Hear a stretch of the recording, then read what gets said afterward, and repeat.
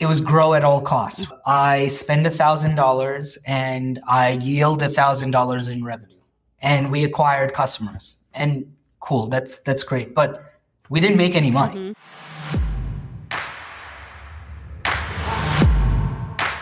What's up, Millionaire University? Welcome back to another episode of the podcast. It's me, Kirsten, here to share with you another phenomenal episode. Today we have Hemant Varshney, who is the owner of Digicom, which is an award-winning advertising agency.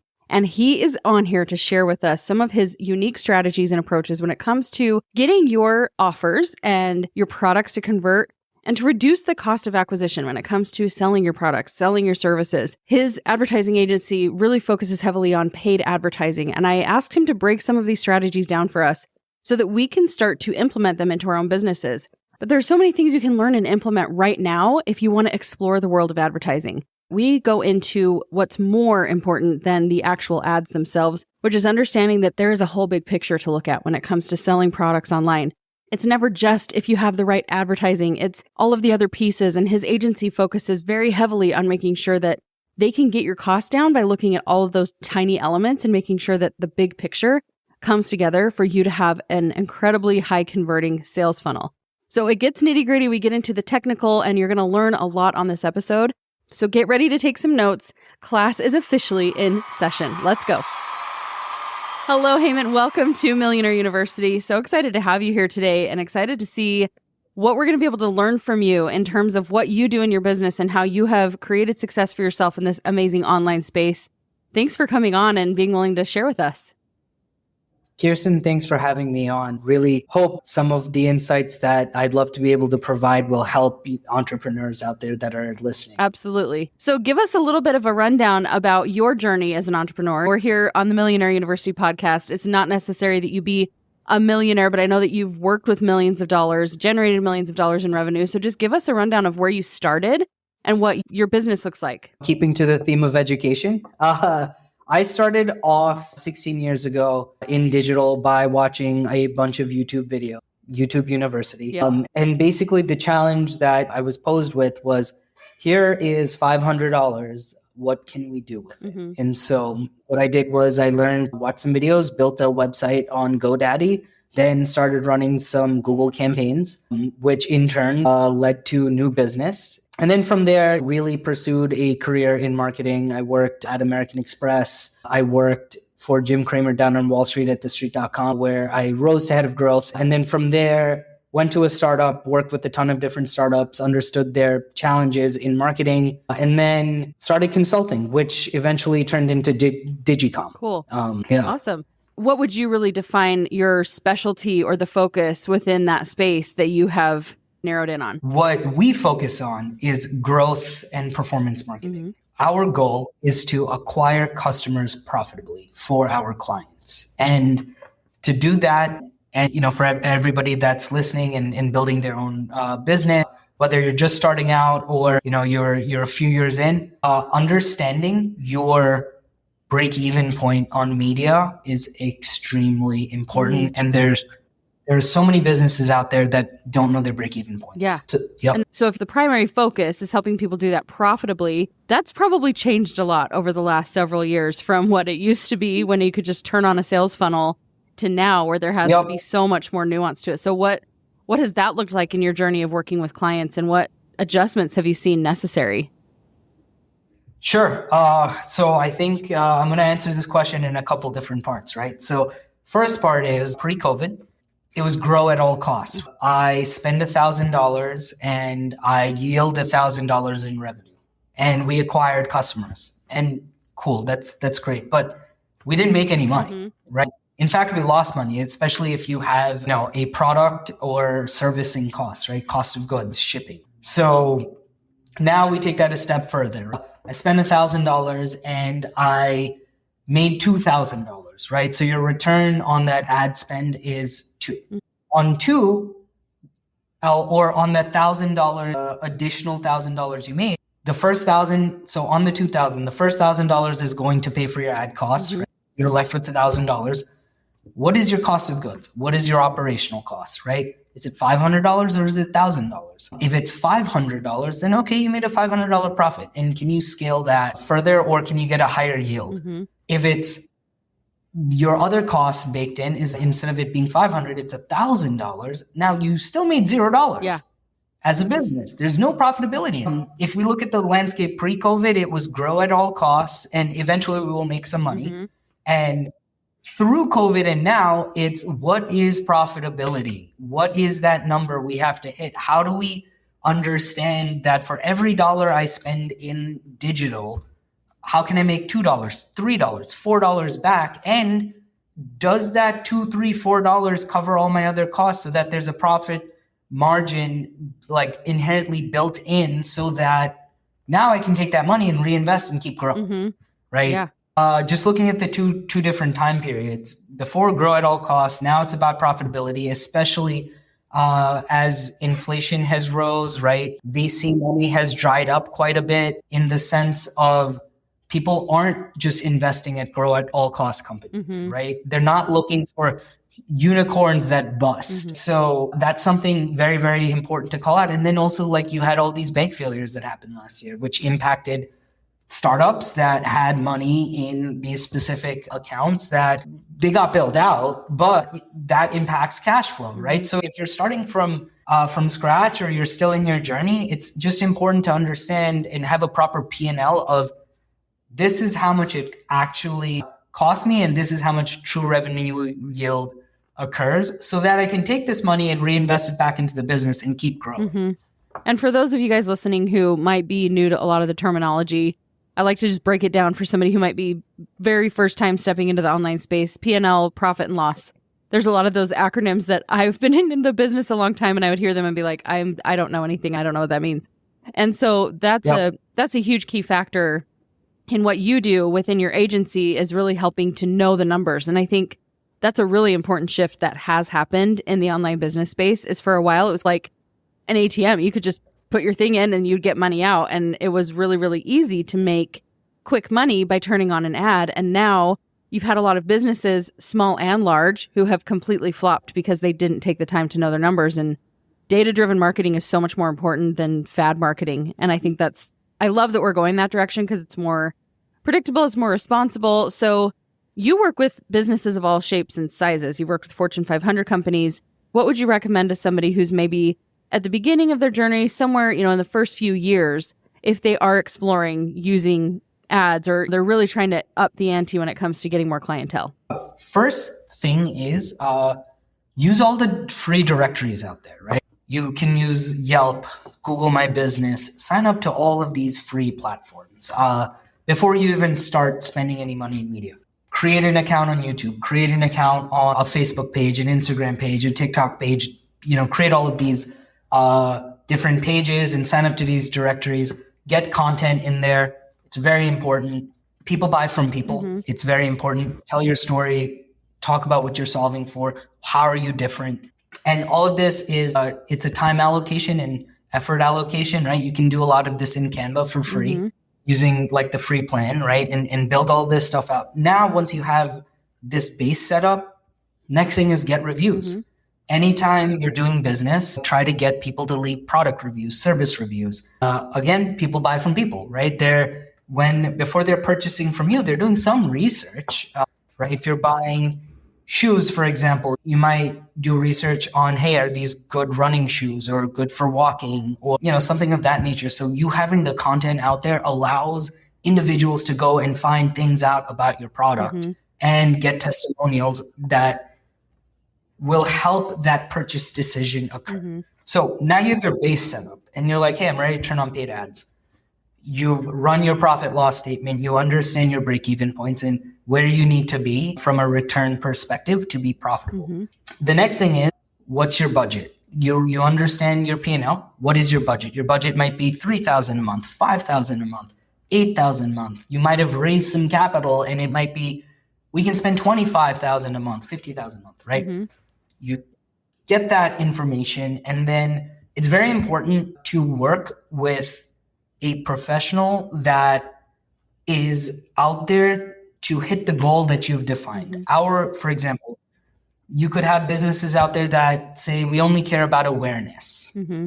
So the only thing they care about is how many video views they've gotten, how many impressions are out there. And those are great metrics, but they're most likely, you can't relate a one-to-one of this is how many purchases that, happen. It's like a billboard.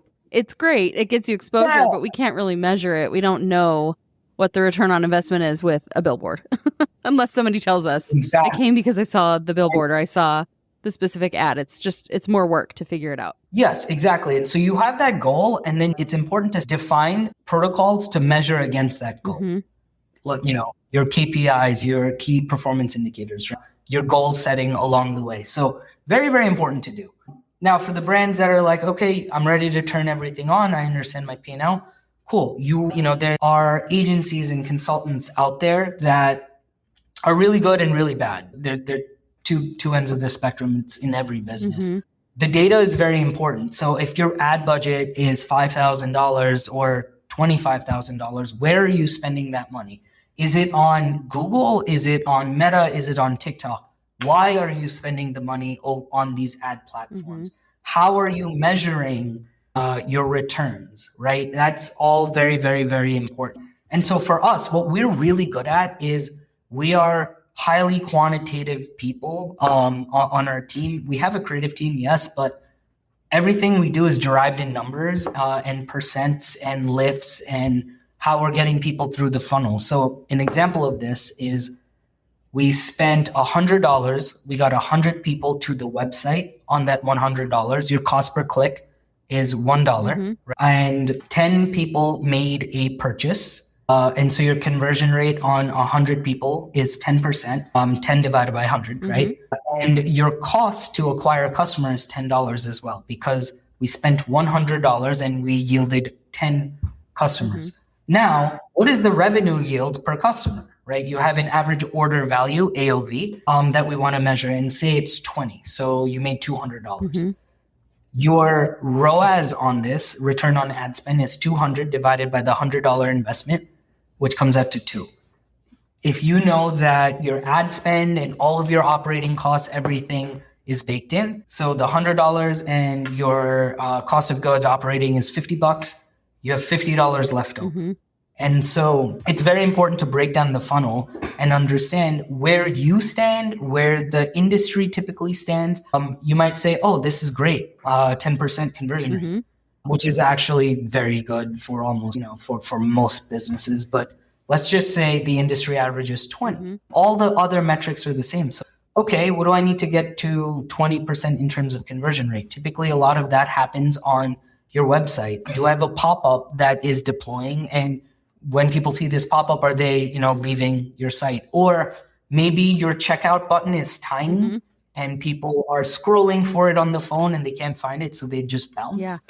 And so we want to improve those metrics, and the data decision making that is occurring is how do we get from 10% conversion rate to 20% conversion rate? And if we get to 20% conversion rate and you converted 20 clients, at $20, you made $400.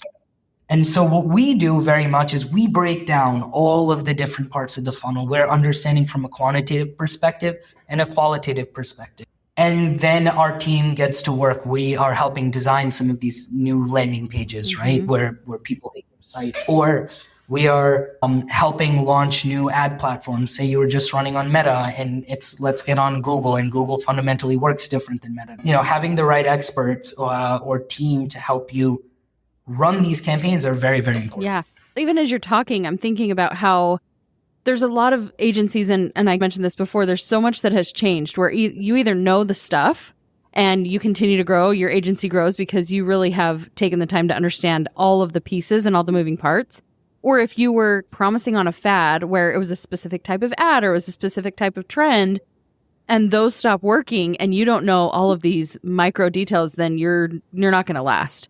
And I think there are a lot of people who can go out there and say, oh, if you just fix this one thing, that's going to solve all your problems. When I know from experience, and I know that you understand, it's how all the little pieces work together that contributes ultimately to whether this funnel is functioning and converting. It's not usually just any one thing. You have to pick apart every little piece to get success. Yep. Yeah. And, with that, it's important to continuously test, right? Dollar budget, maybe you spend $10 testing 10% of the budget, right? And why that's important is because what has been working for a long time isn't always going to work because there are market shifts that occur. There's different, our language is evolving, how we're interacting with people are evolving. And so if you're continuously testing to find, okay, this is the next creative that will work, this is the next headline that we're looking for that might work, you might find something that operates much better than your champion. You might, most of the times you won't. Sometimes you'll find things working at the same level.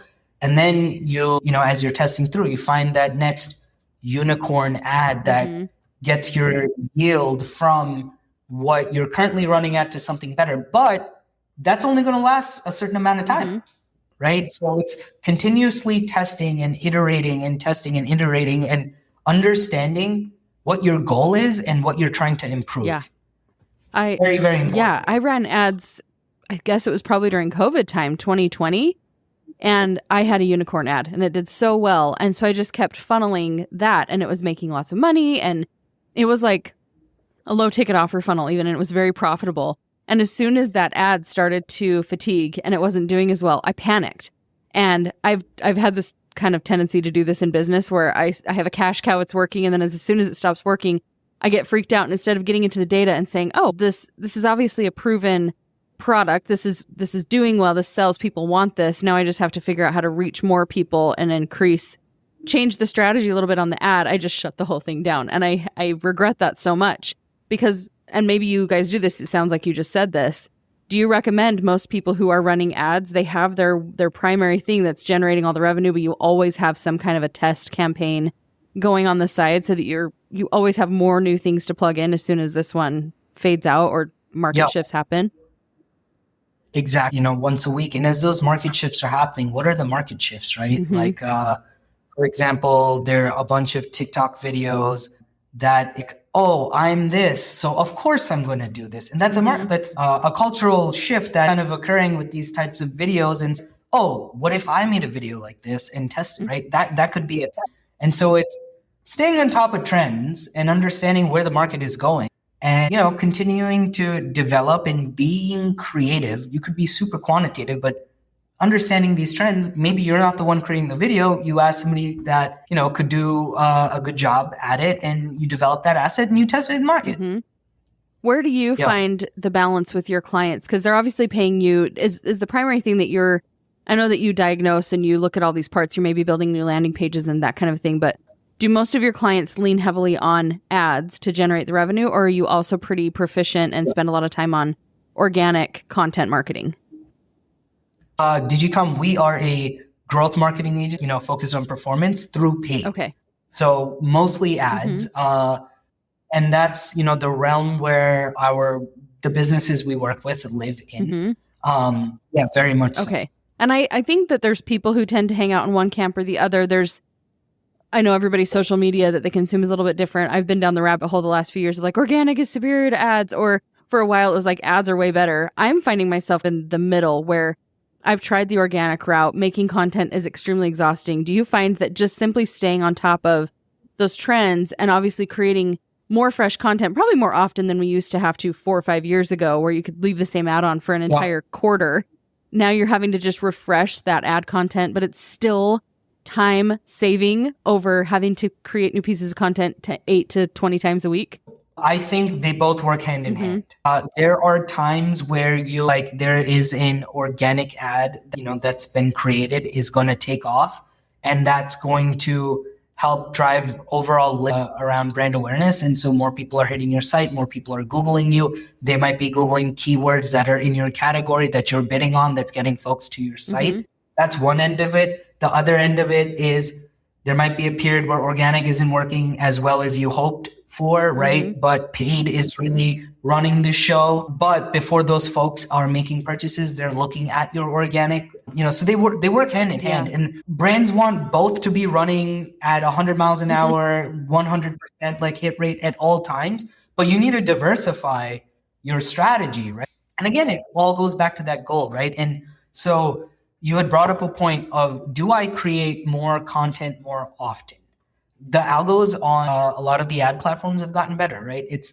Yes, we run interest targeting tests and we have interest campaigns or keyword campaigns. But the creative now leads more lead conversion over just targeting. And that's just the algorithms have gotten better. Yeah. They have more data, right? There's AI enabled into the algorithm, which has always existed. They've just gotten smarter. And so pumping out creative and pumping out content is king, and testing through and understanding what the baseline is. Are we hitting the baseline? Are we above it? And plugging them in both fashions. If a creative is working really well in organic, it has a ton of engagement, comments, likes, take that creative, throw it into your paid. And if something's really well in paid, take that and throw it into your organic. It doesn't need to be siloed. They should work together. Well, and I'm sure you run into this a little bit as an agency owner where people are like, fix this. Here's my offer. Here's my funnel. Just come fix the thing. Tell me what to do. Yep. And you can outsource content. There's definitely so many creative ways to do it. But it sounds like, and what I've seen evolving over time, is it is more of an attention, interest-based, content-centric algorithm where you have to know your person. You have to know what's going to grab their attention. You have to get somewhat proficient in content creation, even if the only thing you really use it for is ad to boost things. But I have a friend who has a fashion-focused brand on Instagram. She doesn't sell her own products. It's all affiliate marketing. She has gone viral over and over and over again with a very simple format. She finally found what works. She puts ads behind that. She's gone from 120,000 followers to almost 400,000 followers in less than a year because she's just lighting fire to something that's already working. And I feel like that does require you to find what works and to be willing to be flexible when it's no longer working and keep adding more things. Exactly. And kind of going back to Millionaire University, all of these successful folks aren't just setting one thing and saying, okay, it's good, not learning.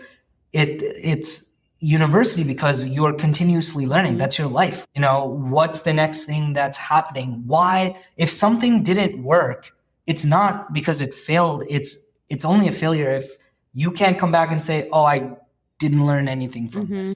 What did you learn from it, right? And then how do you evolve and keep going and building a plan? And that's very, very important. And how do those plans stack up against your goal, your ultimate goal?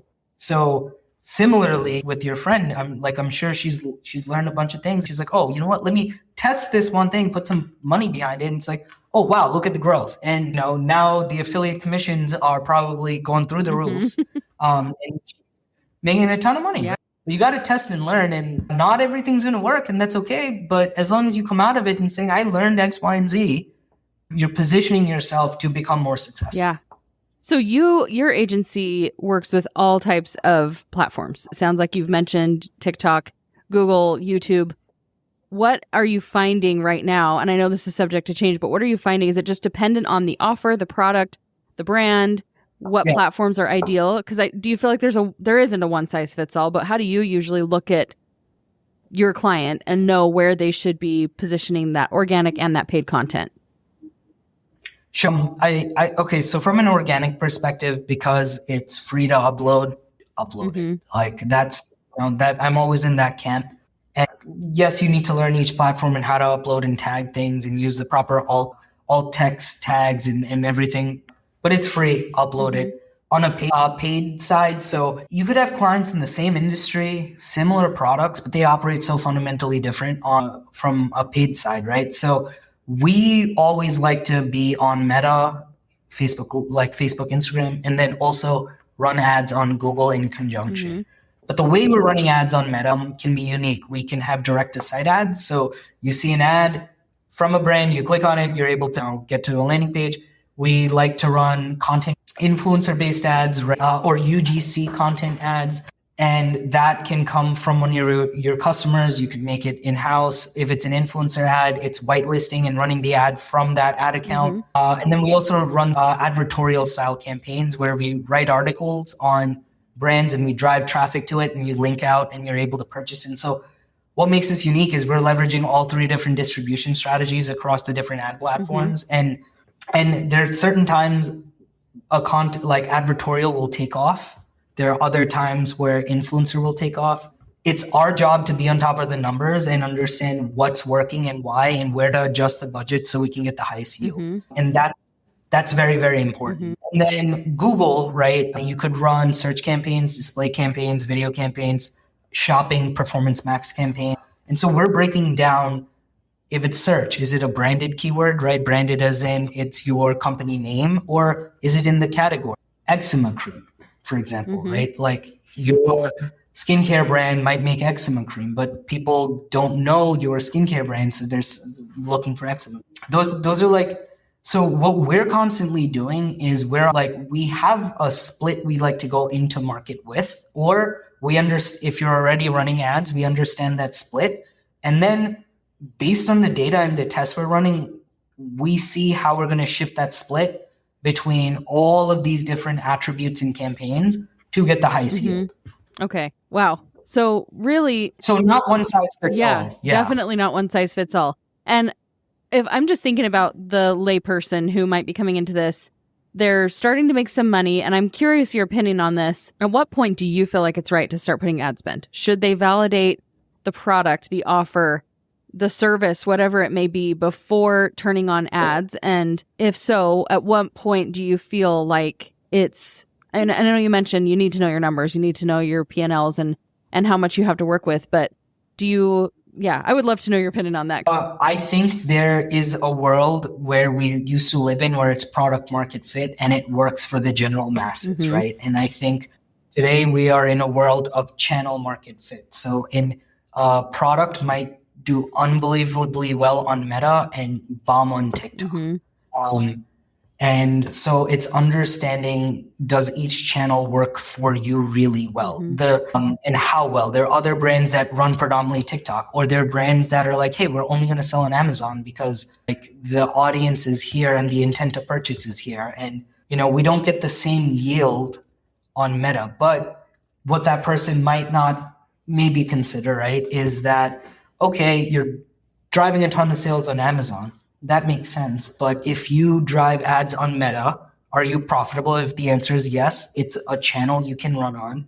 And is there an inherent lift that occurs on Meta versus on Amazon? And when I say lift, it's Meta's also doing a lot of awareness, for you as you're targeting. So you're sitting, you're scrolling, you see an ad. You didn't ask for this ad. It's like Meta knows you're in market for something. It's like, oh, this is a cool product. I get to the site, I get to checkout page. Oh, shipping is $5. Let me see if they're on Amazon. So you jump on Amazon. Like now do your Amazon sales go up? So like it's all very, very connected. And I think where you start is dependent on your product. But instead of looking for a general, hey, product market fit, it's let's figure out channel market fit. Does this sell really well on Amazon or not? The answer is yes. Okay, cool. That's one channel. Can we get the yield that's profitable? It might not be as profitable as Amazon, but is it profitable nonetheless? Okay, cool. Meta works. I'm on TikTok. I know I have to create a bunch of content and there's costs associated with that. And the yield might not be as high. Okay, do we want to keep running ads on TikTok right now? Maybe not. We take that money and put it in Google or Meta or Amazon. Okay. I love that. And that was almost like the advanced answer that I wouldn't have even thought to ask.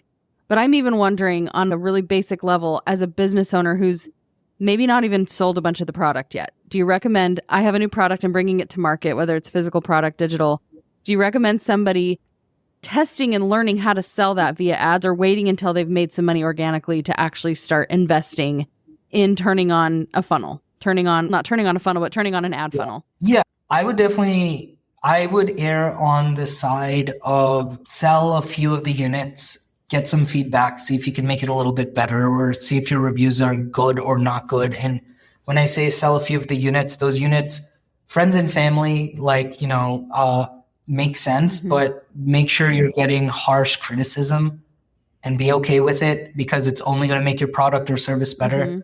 And then folks that aren't friends or family, that is very important as well. And once you've sold a couple units, you understand the product, then turn on the funnel. I think that's how I would approach it. But there might be a world where it's like, hey, this is a digital product, and I have friends that have e-com businesses that started with running paid ads and they've grown their businesses a ton, but they've tweaked the product based on their reviews, right? So it's what's the feedback loop is essentially what I'm I would say start with either way you decide to go. And the other question that is always going to come to mind is how much capital are you investing? If it's lower amount of capital, going the first way of working, trying to sell to friends and family and generate some revenue and reinvest is probably the better way to go, and then turning on ads. But if you have, if your budgets are higher and you want to test, then okay, cool, like test, but maybe you don't have to spend the entire budget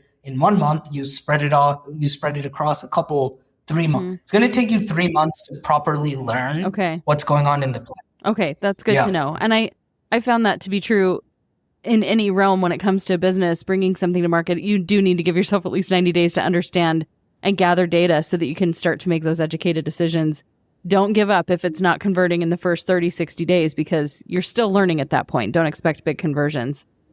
Yeah, I would just say on that part, understand what part of the funnel is not working. Are your costs too? Like, for example, if you're estimating I get 100 users to site and a 10% conversion rate on a $100 budget, let's just say that's the number, but you only got 10 people to site, so your cost per click went from $1 to $10.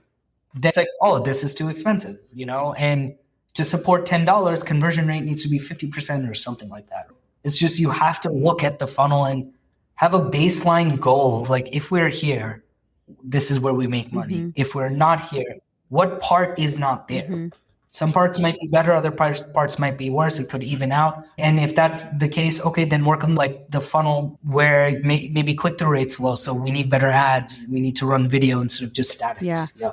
What have you found? I'm just curious, just a fun question. When you're working with your clients and you finally hit that sweet spot, how long do you feel like you're able to maintain a sweet spot?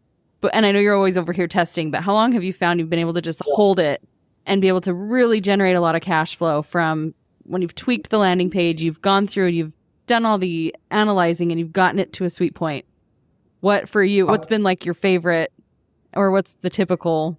I don't even know if favorite or typical is the right question, but I'm just curious, like, how long can we hold on to those sweet spots? Month and a half, like maximum.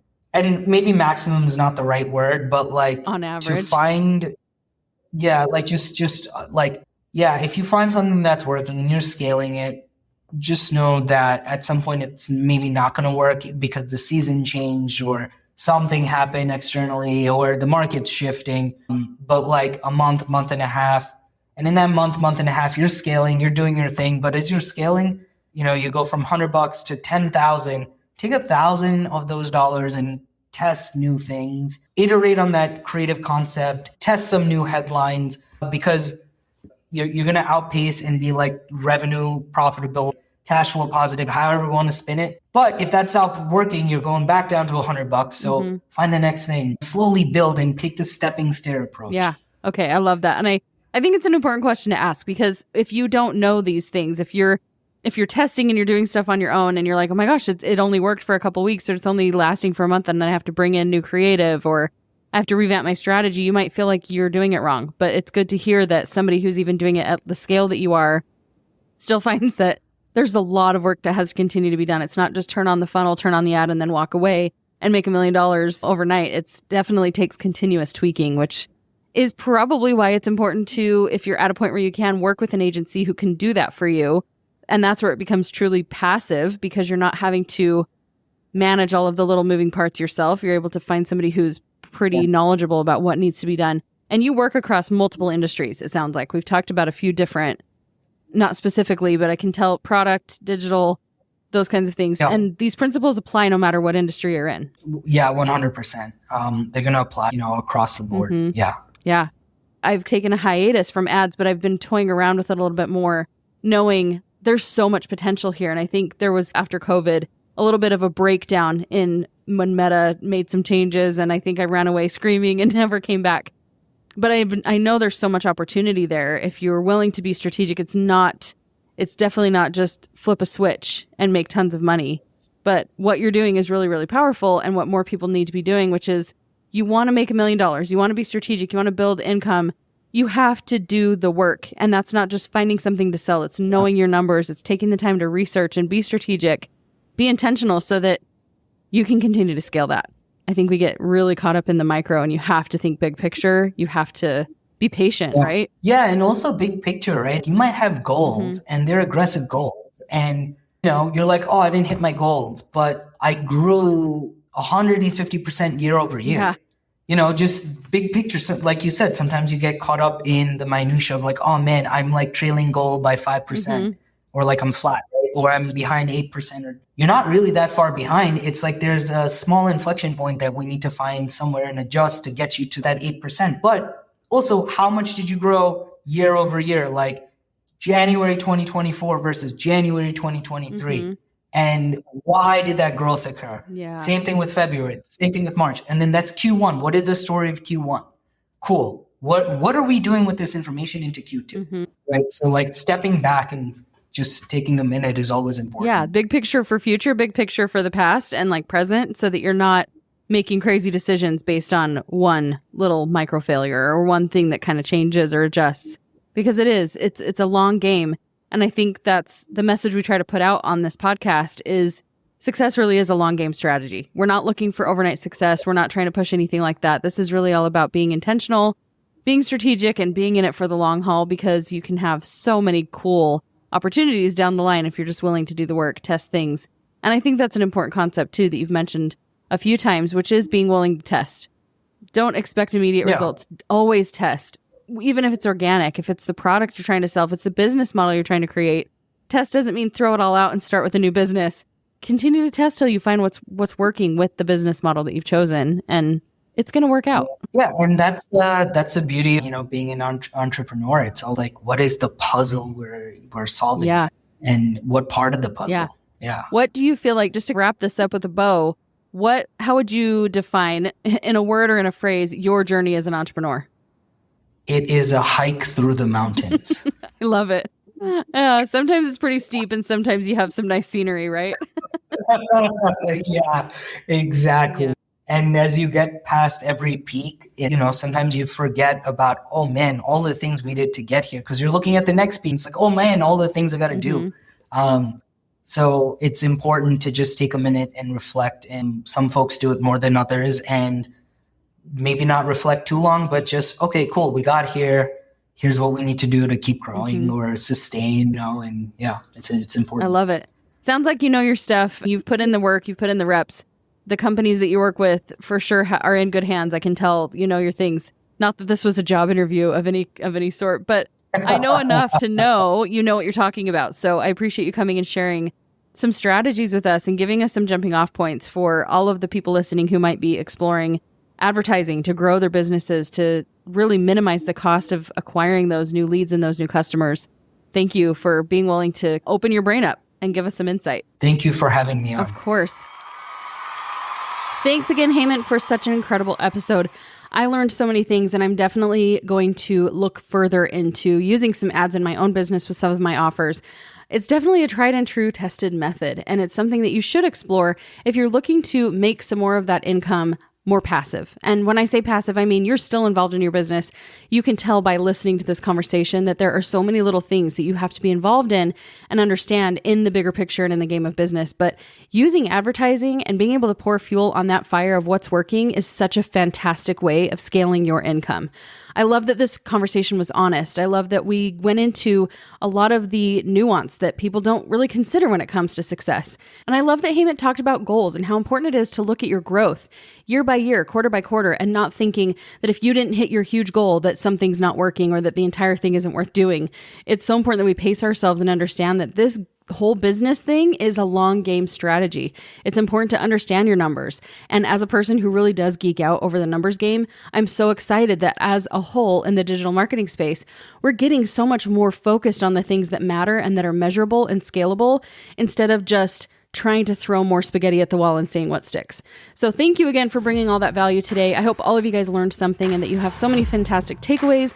Go check out Hemant's website if you want to learn more about what his agency does at digicom.io. And until the next episode, have a wonderful day.